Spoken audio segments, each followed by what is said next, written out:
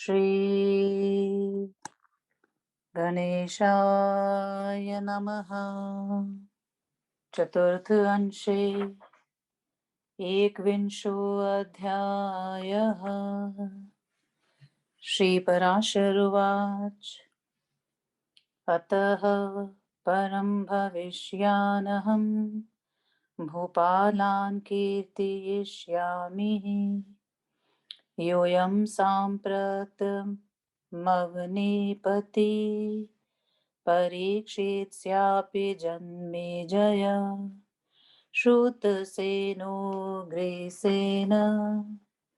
भीमसेना चत्वारः पुत्रा भविष्यन्ति जन्मेजयस्यापि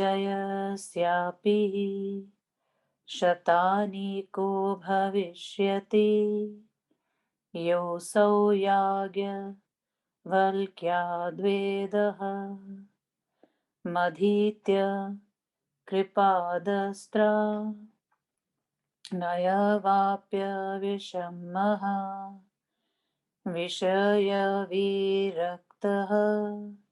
चित्तवृत्तिचक्षुषोऽनको पदेशादात्मज्ञानः प्रवीण परमः निर्वाणं वाप्स्यति शतानीकादश्वः मेधदत्तो भविता तस्मादप्यधिसीम कृष्णः अधिसीम कृष्णा निचक्रु योगं ज्ञापहते हस्तिनापुरे कौशाम्ब्यां निवत्स्यति तस्याप्युष्णः पुत्रो भविता उष्णाद्विचित्ररथः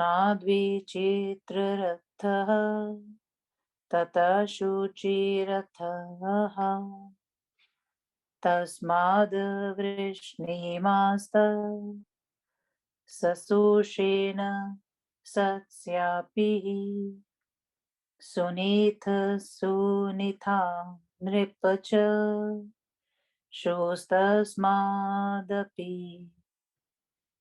सुखावलम् सतस्य च पारिपल्लव सततश्चक्षुषुनयः सत्स्यापि मेधावी मेधाविनो रिपुजय सततो मृदुस्तस्मा च तिगमस्तसमादः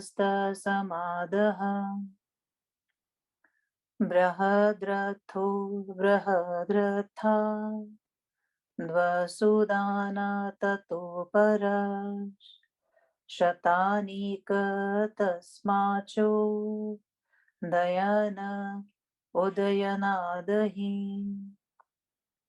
नरस्ततक्षदण्डः पाणिसक्तो निर्मित्रः तस्माच्च क्षेमकः अत्रायं श्लोकः ब्रह्मक्षत्रस्य यो यो निर्वशो राजर्षि सत्कृतक्षेमकं प्रापय राजानं संस्थानम् प्राप्स्यते कलौ।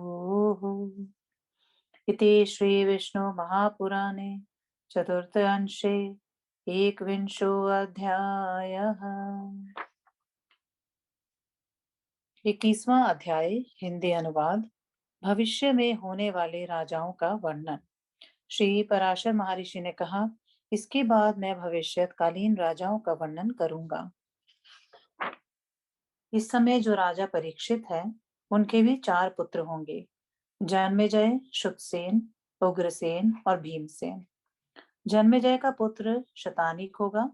वह याज्ञवल्क्य से वेद का अध्ययन करके, कृपाचार्य से अस्त्र विद्या का ज्ञान प्राप्त करके, विषम विषयों से विरक्त चित्त वाला होकर, शौनक महर्षि के उपदेश से आत्मज्ञान प्राप्त करके मुक्ति को प्राप्त करेगा।